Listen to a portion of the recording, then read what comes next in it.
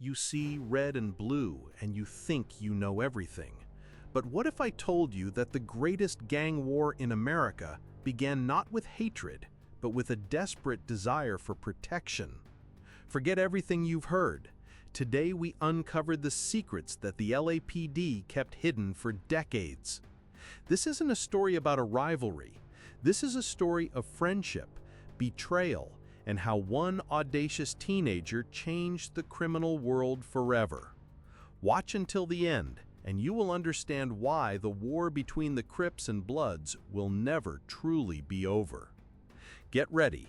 We are diving into the very bottom of the concrete jungles of Los Angeles. This is going to be legendary. Our story begins in the late 60s. The air in Los Angeles is thick with tension. The Black Panther political movement, which fought for the rights of African Americans, had been all but destroyed by the authorities. The streets were left without protectors, and in this vacuum of power and hope, our first legend is born, a 15-year-old kid. His name was Raymond Washington. He wasn't a gangster in the traditional sense. He was a leader who saw how petty street gangs were terrorizing his neighborhood. Inspired by the ideas of the Panthers, Raymond decided to create not a gang, but a brotherhood, a force that could protect the block from outsiders. He called them the Baby Avenues. The name quickly changed to the Avenue Cribs, and then, due to a newspaper typo or simple slang, it became the Crips. They wore blue bandanas, the color of Raymond's school. Initially, their goal was protection, but on the streets, good intentions too often paved the road to hell. The Brotherhood began to grow at an incredible speed. Joining Raymond was another future icon, Stanley "Tookie" Williams. If Washington was the brain and the ideologist, Tookie was the muscle and the fury. He was a natural-born fighter, feared by everyone. Together, they created an unstoppable force. The Crips became the masters of the streets. They were young, bold, and merciless. They didn't rob banks or deal drugs on an industrial scale. Their power was in something else: control over territory. They were the kings of their neighborhoods. But the larger their empire grew, the harder it was to control. The Crips began to splinter into separate factions, so-called sets. Each set wanted to prove it was the strongest, the most brutal. Yesterday's brothers began looking at each other with suspicion. The color blue was no longer a symbol of unity. Now it just signified allegiance to a specific neighborhood. Raymond Washington's ideals began to drown in the blood of internal conflicts. It was at this moment that the Crips made their biggest mistake. In their thirst for power, they began to attack every gang that wasn't with them. They beat, humiliated, and forced others to join them. They thought they could get away with anything, but they forgot one simple rule of the streets. If you apply too much pressure, the spring will snap back. One of these independent gangs was the Pirates Street Boys. They weren't as numerous as the Crips, but they were famous for their courage. After another brutal attack from the Crips, the leaders of the Pirates realized they couldn't survive alone. Either they would unite with others, or they would simply be wiped off the map. And then a historic event occurred. The Pirates called a meeting of all the gangs that had suffered from Crip aggression. Imagine the scene: yesterday's enemies, leaders from different neighborhoods, gathering in one place. The air is thick with mistrust, but they are united by a common enemy and a shared thirst for revenge. They needed a symbol to stand in opposition to the Crip blue. They chose red, the color of fury, the color of danger, the color of the blood they were willing to spill for their freedom. Thus, the Bloods were born. This wasn't just a new gang. It was a military alliance, created with one single purpose: to destroy the Crips. From that moment on, Los Angeles plunged into chaos. The war had begun. This wasn't just a shootout on a street corner. This was a total war of annihilation. Red versus blue. Block versus block. Yesterday's neighbors became mortal enemies. The streets turned into battlefields where a human life was worth nothing. Their own laws and rituals emerged, signature hand signs that could cost you your life if shown in the wrong neighborhood. Graffiti on walls, where crossing out an enemy's tag was a declaration of war. Wearing a certain color became a death sentence. The city was divided into red and blue zones. Even the legendary Italian mafia, with its code of honor, Cosa Nostra, never knew such brutality. The mafia had rules. Don't touch women and children. Don't involve civilians. In the war of Crips and Bloods, there were no rules. If you lived on a red block, you were an enemy to the blue, and vice versa. It didn't matter if you were old or a child. In the 80s, a new plague flooded the streets: crack cocaine, a cheap and instantly addictive drug. For the gangs, it became a gold mine. Money flowed like a river, and this money was used to buy weapons: automatic rifles, shotguns, grenades. The war escalated to a new level. Now it wasn't just about territory, but a battle for drug trafficking. Gang leaders turned into businessmen. They built their criminal empires while their soldiers died on the streets. Raymond Washington, the founder of the Crips, tried to stop this madness. He wanted to bring back the old ideals of brotherhood, but no one listened to him anymore. In 1979, he was shot and killed. He was only 25 years old. His murder was never solved. Some say it was his own people, unhappy with his attempts to make peace. Others say it was the Bloods. His death symbolized the end of an era. The idea of protection was finally dead, leaving only blind hatred and the thirst for profit. The war became eternal. Stanley "Tookie" Williams, the second co-founder, also met a grim end. He was arrested for multiple murders and sentenced to death.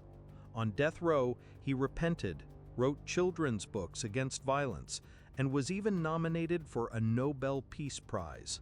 But the system did not forgive him. In 2005, he was executed. The two founders are dead, but their creation lives on. Crips and Bloods spread across America like a virus.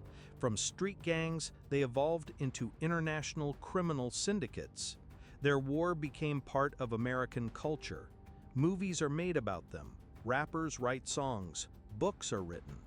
But behind this facade are thousands of broken lives. What is the secret to their longevity? It's simple. A gang provides what society doesn't: a sense of belonging, status, protection, and easy money. For a teenager from a poor neighborhood with no future, a gang is a family that will accept you no matter what, but one you pay to leave with your own blood. This is similar to the story of the Japanese Yakuza. Young men who can't find their place in strict Japanese society join criminal clans, which have their own code of honor, Bushido, and the ritual of finger-cutting, Yubitsume, for failures. In both cases, it's an escape from reality into a world where you mean something. But there's a key difference. Mafia families and the Yakuza have a strict hierarchy and a business model. For them, war is a last resort that hurts business. For the Crips and Bloods, the war is their essence. Their very existence is built on opposition. If the Bloods disappeared, the Crips would start fighting each other with renewed fury, and vice versa. It's a perpetual motion machine of violence, fueled by hatred and fear. The LAPD tried to fight it with mass arrests, but for every arrested soldier, 2 new ones, even younger and angrier, took his place. The system itself created the very people it was fighting against. It was a vicious cycle. There were attempts at a truce. After the brutal police beating of Rodney King in 1992, Los Angeles erupted in riots. And in that moment, a miracle happened. Crips and Bloods took to the streets together. Red and blue bandanas were tied together as a sign of unity against a common enemy, the system. But it didn't last. As soon as the fires died down, the old feud flared up again with new intensity. Too much blood had been spilled. Too many grievances had piled up. The truce was just a brief pause in a century-long war. The machine had been started, and it was impossible to stop. This is more than a feud. It's a way of life. Interesting fact, many famous rappers were associated with these gangs. Snoop Dogg was affiliated with the Crips, The Game with the Bloods. Their music became the soundtrack to this war, romanticizing street life and making it attractive to new generations. They told the stories of the streets, but often left out the price. And the price was horrific. Mothers burying their sons, children growing up without fathers, entire neighborhoods living in constant fear. The Crips and Bloods war is not just a crime story, it's a deep social tragedy, a scar on the face of America that has yet to heal. And it reminds us of how fragile peace can be, and how easily hatred can poison the hearts of entire generations. The story of Raymond Washington is a lesson in how a good idea in bad circumstances can create a monster. He wanted to create protectors, but ended up becoming the founding father of the most violent gang war in history. His legacy is a paradox. On one hand, he created the most powerful African-American movement since the Black Panthers. On the other, this movement proved to be destructive. He gave the youth power and unity, but they used that power to kill each other. This is the tragedy of a leader who could not control his own creation. Like Dr. Frankenstein, he created something that ultimately destroyed him. And today, when we see young kids in blue and red on the streets, we must remember how it all began. Not with drugs and money, but with a simple human desire to be safe. It was this desire, twisted by poverty, inequality, and cruelty, that spawned this war. A war with no winners, only losers. A war that is happening right now, this very minute, on the sun-drenched streets of the City of Angels. Angels who long ago abandoned these cursed neighborhoods. Every year, hundreds of young people die in this senseless slaughter, and there is no end in sight. New generations replace the fallen, and the ritual repeats. Red versus blue, blood for blood. It has become a tradition, a curse that is impossible to break. This is the true legacy of the Crips and Bloods. This war outlived its creators and will likely outlive us all. It has become part of Los Angeles's DNA. And although the level of violence has decreased compared to its peak in the 90s, the fire of hatred still smolders, ready to erupt at any moment from a single random spark. And no one knows when that will happen. They've become a global brand. Today, Crips and Bloods sets exist not only in the US, but in Europe and even Africa.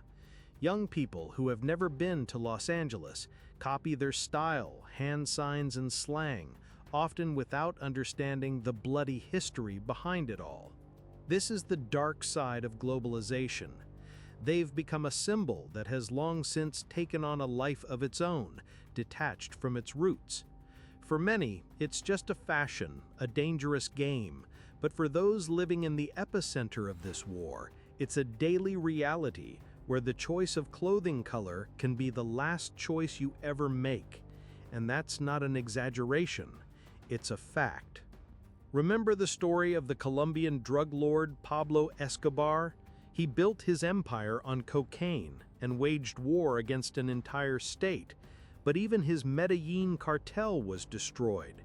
The Crips and Bloods, however, with no single leader and no clear structure, have proven to be virtually invincible.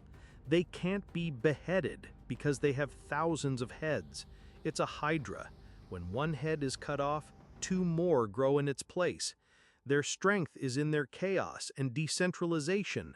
They are the perfect street organism designed to survive in the most hostile conditions, and in that lies their genius and their curse. They are the American dream turned inside out. They wanted their piece of the pie, but the only way available to them was to take it from others. Their story is a mirror reflecting all of America's social problems: racism, poverty, lack of opportunity. As long as these problems exist, gangs will exist. They are a symptom of a sick society. And it's the disease that needs to be treated, not the symptoms. But that is a long and difficult path that politicians often lack the will to take. It's easier to declare war on gangs than to declare war on poverty. It's easier to jail thousands of young men than to give them an education and a job. That is the harsh truth. And until something changes, the war will continue. Red flags will hang on some streets, blue on others, and mothers will weep over the bodies of their children.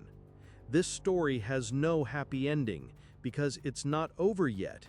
It's being written right now, in blood, on the asphalt of Los Angeles. We have told you a legend of how the desire to protect one's home turned into an endless war, of how two colors divided a city and a nation, and of how two teenagers, Raymond and Tookie, made history forever, leaving behind a bloody legacy that America still can't overcome. This story is not a call to violence. It is a warning. It makes you think about the price of hatred and how easy it is to lose humanity in the struggle for survival. If this story touched you, if it made you feel the energy and drama of the streets, then you know what to do. Subscribe to the channel so you don't miss new, even more captivating criminal legends. Like this video so that more people can see it, and be sure to write in the comments what you think about this war. Did the founders of the Crips have a chance to build something different, or was the end inevitable from the very beginning? Your engagement is the best motivation for us. And here's a hook for the future. If this video gets 5,000 likes, we will dive into the world of the Italian mafia and tell you how the 5 great families of New York created the secret organization known as the Commission and the Code of Silence, Omerta, that even the most ruthless gangsters were afraid to break.